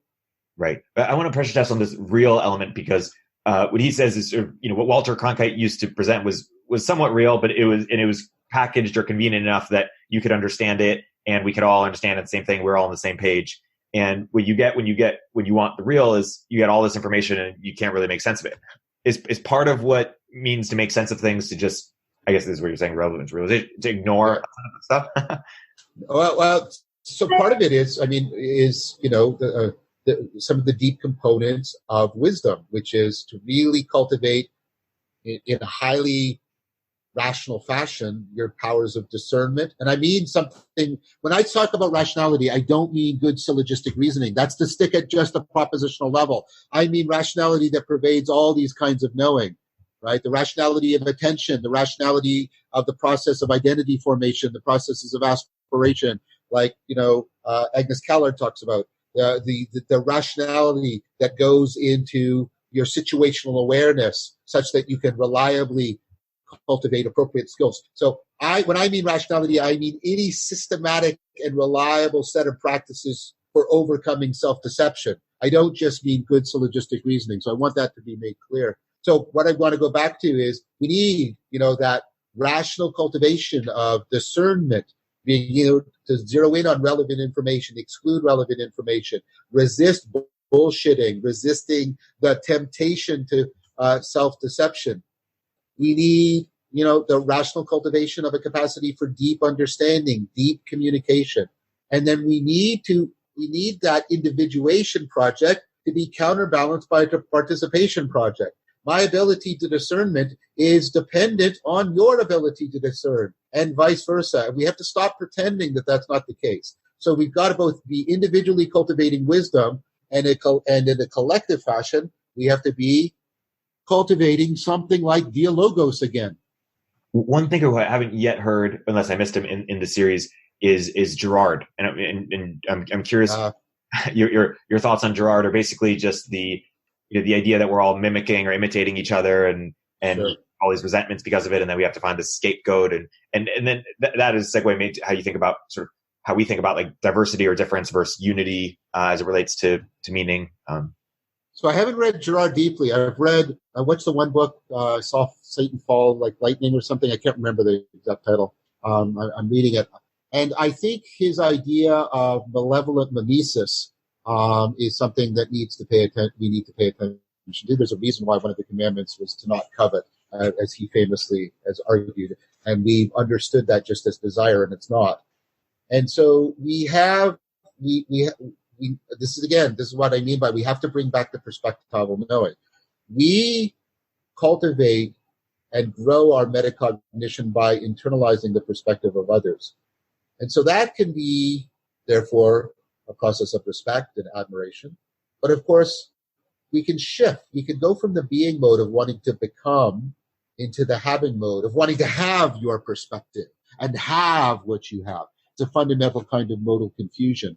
And so I think it's important to, again, bring back how much perspectival knowing is operational in our cognition, how important it is, and how much we become who we are through other people. And so, although I didn't directly talk about Gerard, I did talk about what I think is ultimately the answer he would be committed to because of his adherence to a Christian framework, which is, this is why I talk so much about the Christian notion of agape.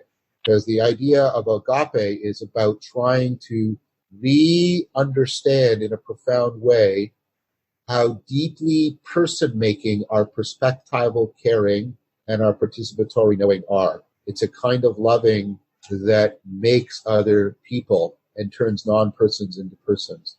And I think that that's sort of, St. Paul said it's the most excellent way, right?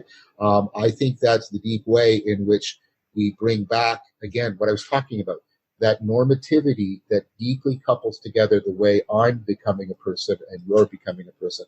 And agape is about recognizing and celebrating and bringing to the forefront the perspectival and the participatory, and the way it is never just an individual or just a collective project. It is a deeply both project within which we make persons within communities of persons, because you always have those two together. You never have a person without a community, and you never have communities without persons. Yeah.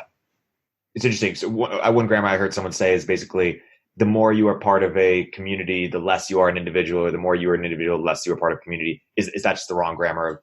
Yeah, I think bringing in a zero-sum grammar to understand this stuff, which translates everything into adversarial rather than seeing the inherent need for creative tension. I think that's just fundamentally the wrong grammar. I don't know what it would mean to become an individual except through a community. And I don't know what it would mean to have a community except to have within it people who were genuine persons. Yeah. So the innovation of E-Prime or nonviolent communication on grammar, as far as I understand it, is instead of saying Erik is lazy, or, Erik is this, Erik, they are this, you use verbs, relate things specific to time and context versus sort of, static judgments. I'm excited for more grammar innovations. So there's more. I mean, Peter Lindbergh has what he calls the reverse debate, whereas before I say anything, before I do any of that, I say, I'm going to make sure I've understood you. I'm going to describe back to you what you've said until you agree that that's what you're saying. I'm trying to practice this myself with people, right? Not so much in what we've been doing, because this has been more of an interview situation, but when I'm in dialogue with people, right, that, to have I understood you, and only once I've gotten agreement that I've understood you, then I start to make statements. And then I don't make statements I don't make sort of statements as like you say, X is the case. I say, I see that one implication of what you're saying is this and this and this and this. And so I put myself in, right? I take agency and responsibility for the implications rather than pretending that I am somehow the mouthpiece of God speaking, right? The truth of things, which I find, again, very, very, very pernicious. And it's on all sides of these discourses. People are, this is just X. Well, no. Right. First of all, did you understand me? Right. And secondly, if we agree that you've understood me, that is a set of implications. Let's talk about it. Is that the right set, etc.? The last thing this makes me think of is Robert Wright, who wrote this book, Non-Zero, which basically the thesis is that history has some sort of direction, he would claim, and the direction is towards rising social complexity. And we've had to morally progress to be able to handle the complexity. So one example would be the Martin Gurry line, the exploding of information. Well, we have to advance our grammar to be able to make sense of and coordinate amongst this information. I guess, does that resonate at all with you? And do you think that, is it constructive to thinking that history has a direction, if at all, or that this concept of social complexity and moral progress to meet this increasing social complexity? I think, okay, so there's two theses. One is that we're seeing increasing social complexity over time. I think that's true. I think that's separable from the thesis that there's some teleological drive within society. I mean, it could all just collapse, and that would just thwart the idea that there's a telos there. And complex societies have collapsed before, so I don't think there's anything inevitable about complexity. But is it a fact right now, and is complexity increasing at an accelerating rate? Yes. And I would go further. One of the things that I'm critical of, although Wright perhaps is extending the notion, but I'm very influenced by Susan Wolf's work again here, that a meaningful life can't be reduced to or identified with leading a moral life, even a morally exemplary life. That the meaning-making machinery and the morality machinery are not the same. And I think that human beings, I say this very carefully, and I'm asking for charity on the part of your listeners. I think human beings are primordially meaning-making or meaning cultivators, and only within, an intelligible agent arena relationships do they then come under moral normativity. I think the meaning making is, to use a Heideggerian term, more primordial. And therefore that also needs to ratchet up in order to deal with the complexity, not just our moral sophistication. I think our meaning cultivation, existential sophistication needs to ratchet up as well. How should we think about what we understand about evolutionary biology in terms of our, like for example, we're naturally envious. Do we cater to that, factor that in, or do we try to overcome that? Or how do we think about our sort of self-awareness of what we tend to do as humans, and then when we sort of design for that versus the fact that there are people there who have a lot more than that, we get jealous even though we have a lot. Is that something you think about, designing for it or overcoming it? Well, I mean, I think we need to pay very careful attention to the deep continuity between our cognitive processes and principles and our biological processes and principles. I think that's something that came out of Varela and has been developed expertly by the work of Evan Thompson and others. And that deeply informs my work. And people, if they want, they can see how that unfolds within the series. I think we need to pay attention to our evolutionary heritage. I don't know if it's as good as it thinks it is. I mean, my son's a biologist, and he tells me that a lot of the arguments made by evolutionary psychologists are very suspect from a biological point of view, and so I take that very seriously. So I do think we have to pay attention to that, but I think we fall prey to an essentialist simplistic bias, because that's what we do with lots of stuff.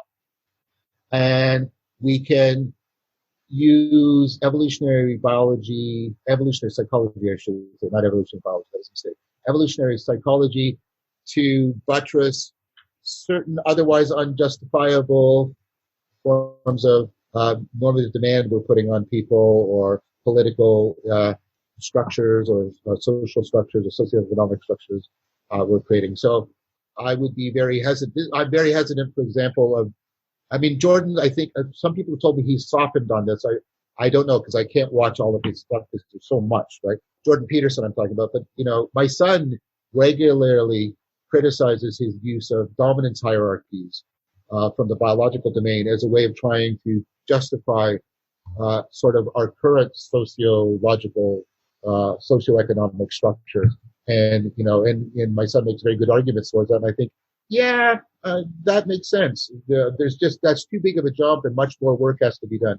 So while I think we need to take it seriously, I'm not so sure that people who advocate it are taking it seriously enough.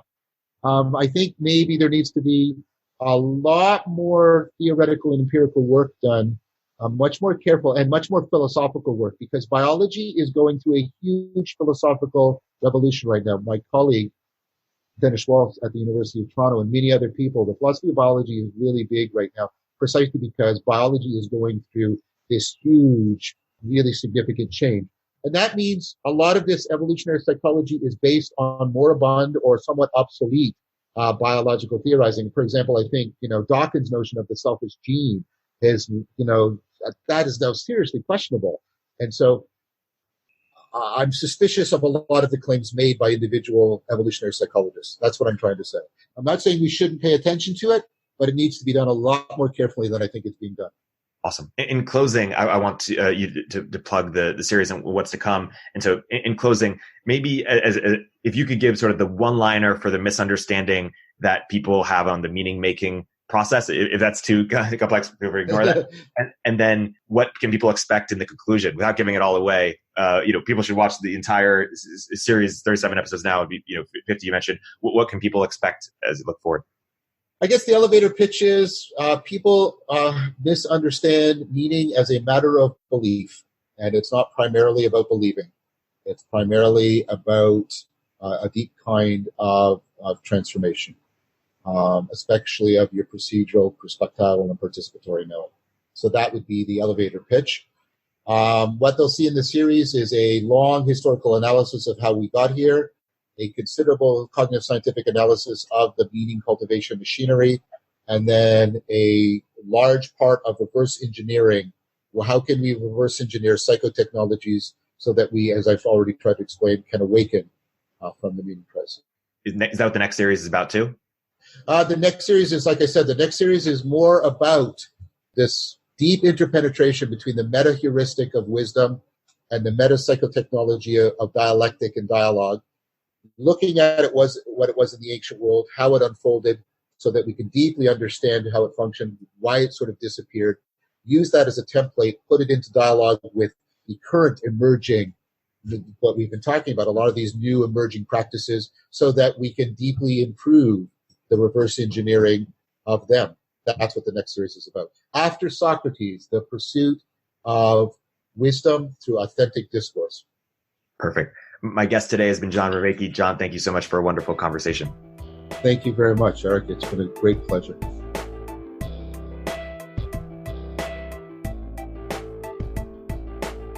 If you're an early stage entrepreneur, we'd love to hear from you. Please hit us up at villageglobal.vc/network catalyst.